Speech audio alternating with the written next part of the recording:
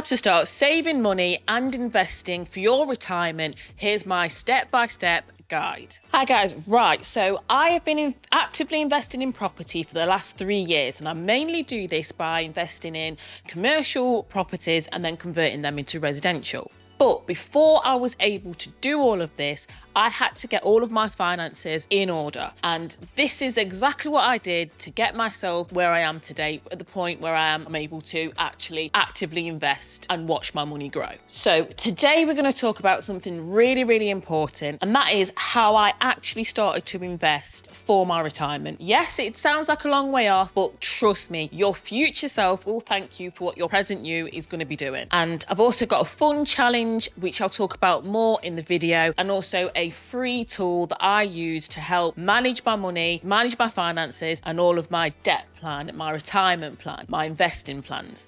And guys, I'll be doing this all along with you through examples, and we're going to break it down and do it step by step. So grab yourself a coffee, grab yourself a tea, and let's get comfy and let's get into the video. And guys, I'll be splitting this video up into manageable chunks. So first of all, we'll talk about paying off your debts, building an emergency fund, secret savings challenge, we'll say, and also beginning to invest. So feel free to skip through to whichever sections suits you best. Okay guys, so step one, paying off your debt first. Now this is something that I had to tackle and that I'm really extremely passionate about. Before you even think about investing, saving, or anything like that, we need to get these quick, easy wins out of the way, and that is paying off our debt, especially high interest debt. And this is basically literally 100% return on your money, because whatever money you have put aside that you're going to put and pay off this high interest rate, instantly that money and that debt is wiped out as soon as you've tackled that debt. So for example, if you have a credit card which possibly could have a 20% interest rate on it, every pound you pay off of that initial debt is a pound that you do not have to pay in interest. So it's literally a win-win. Now, I've been keeping a little secret from you guys, or some of you might have guessed, I don't know, but I've literally updated the free financial plan that I have linked in the description box below. It's got a free savings plan, it's got a free debt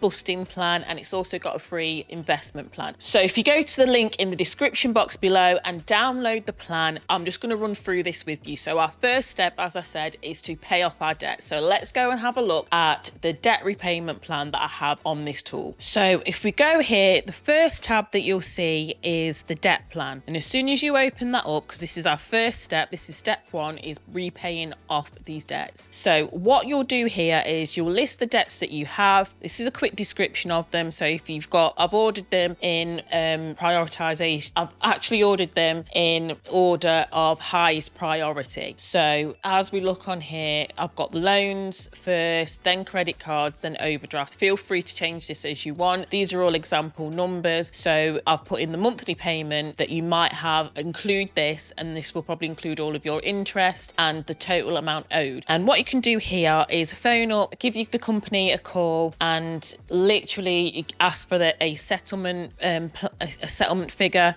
and they'll send you through something, and they'll say, if you pay this much within this amount of time, this is the offer that we'll give you, and this is how much you'll pay. So if you get that, pop that in here and literally prioritize all of your debt in order of the highest interest rate first. I would assume to put in here, so we can tackle that high interest or highest figure, the most that you're paying each month first. Pop that in there, the name of the lender and the payment. And if you go over here, this is all linked. So your debt one, on this side, you've got your repayment trackers. So if you'll see the debt one, you can pop in your monthly payment here and the payment that you actually make. And what's great is if you click on this, what you can put in here is if you make an extra payment of say £100, input that, and you can see how much you've actually made and that extra payment. And stuff like this is a quick win for me. This gives me an immediate dopamine hit, because I can see I've made an extra payment of £100, and then that gives me the motivation to keep going and making extra payments as well, which then in turn means that obviously your term is going to be shorter and you'll get that debt paid off quicker. And then as soon as you've paid that one, the highest one, then if you move to the next one that you've next prioritized next, and then do the same thing, so that money, before you even get used to the money being in the account, you pay it off onto the next loan and the next loan and the credit credit card, for example, credit cards or whichever. If you've got an overdraft, you've got an overdraft. And the idea is it's almost this snowball effect, which obviously others have,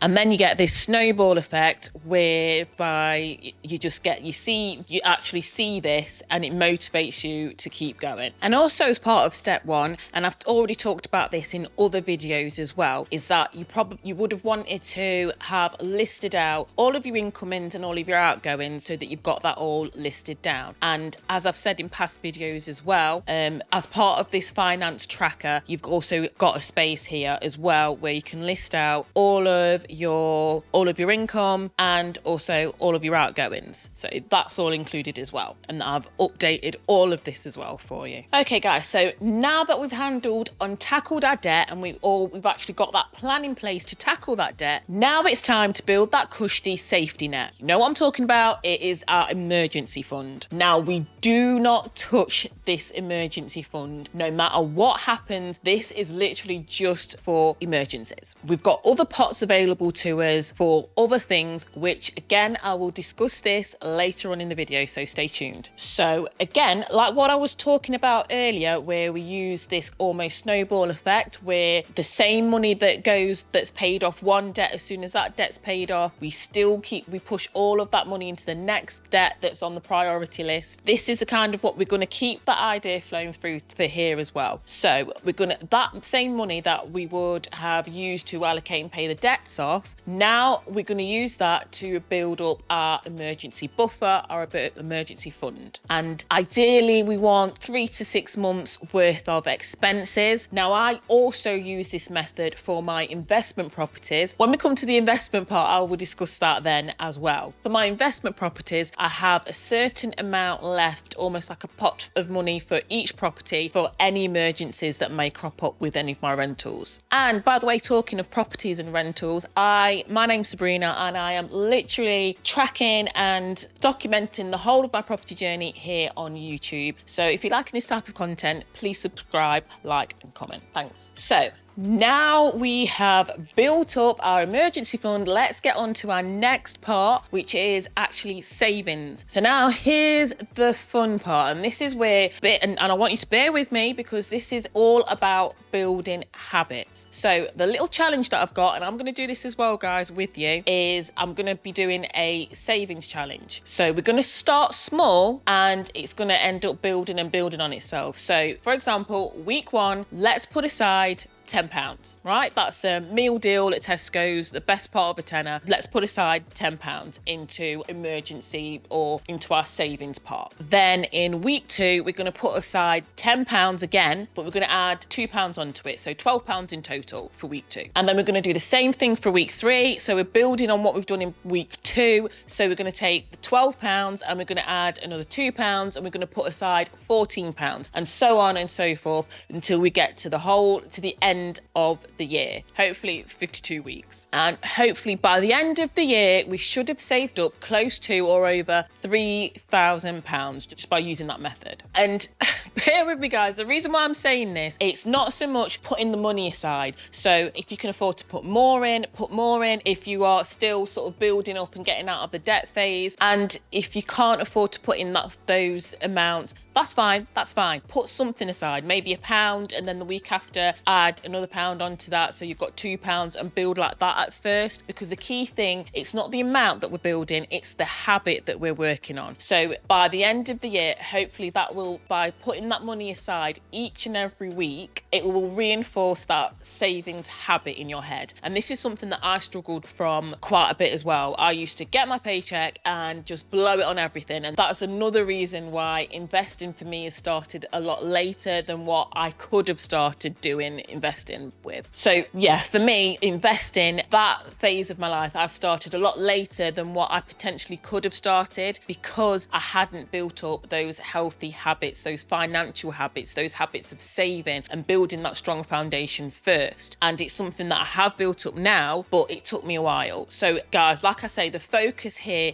it's building that habit of saving and not blowing your whole paycheck, which is something that I used to do. I'll hold my hands up, that's what I used to do. So the good points to this, it's slow and manageable at first, it builds up a habit, but obviously the worst the points are towards the end, it's gonna get more and more, it's going to build up fast and get more and more difficult to put it aside. But hopefully by then it will have reinforced that whole saving, and it will be almost like a reflex thing motion that you do, putting that money aside to save. So yeah, feel free to tweak if you need to. Consistency is the key here. It's building that habit. And again, if we go back to the finance tracker that I have on the financial plan, and again, one of the tabs on the financial plan that I've got here, you have a section here where you can pop in, so you can put in all of your transactions that you have, everything that goes in, everything that comes out. And also on this side, you've got handy savings trackers. Now, what really helped me was having different pots for different things and thinking like that with my money. So actually managing it and having different pots for different items. So you can actually track like a general savings fund, your retirement fund. This,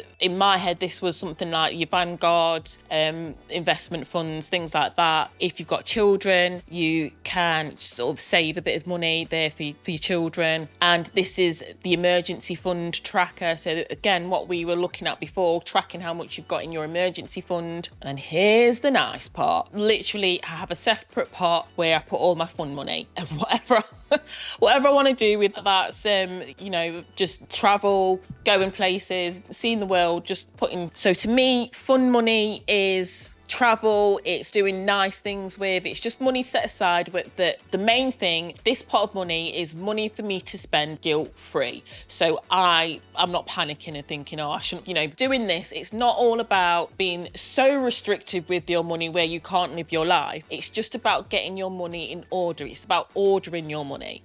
So this fun money, you can spend this guilt-free. And then again, if you're saving up for a special item, maybe saving up for a car, maybe a bag, something, you can put a special item fund, and that's the money that goes into here. You can save up for that. And you can literally track your progress with this as well. So that's in here as well for you. So again, you've got your target amount and your actual, if you put in extra payments towards that, and then you can see the difference. And again, like I've said before, if you're anything like me, when you make an extra payment and you actually see it on something like this, like a spreadsheet, it gives me that little dopamine hit, that motivation to keep going. And guys, this is a bonus tip as well. What I've got here is for every single month, all the way up to 12 months. And what you can pop in here is, and this is literally something that I've said in other videos, is you can track when direct debits come out of your account or when you make a spend at certain times of the month. So you can see how that would affect you. So for example, on here, mortgage payment, that comes out in this time of the month, and for an example amount of £800. But if I go to Zara and spend £500 in that month, I can see how that's going to affect me. I can see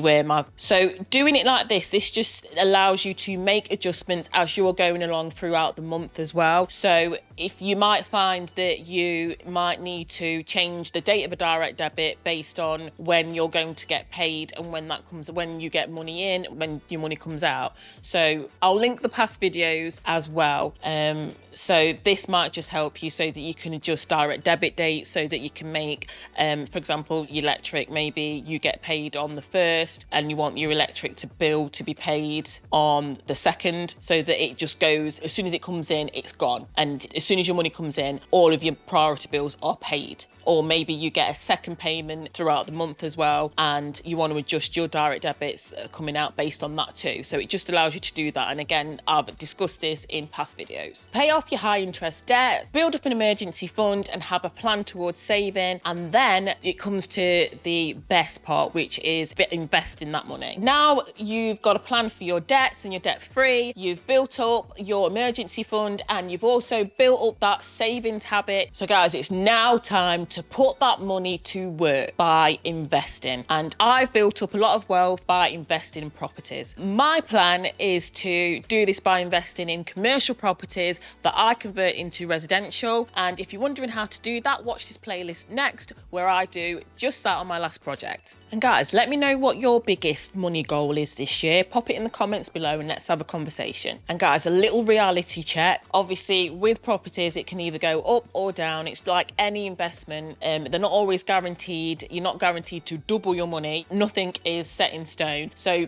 please make sure you do your research, ask professionals, and get some advice. Thanks. Bye.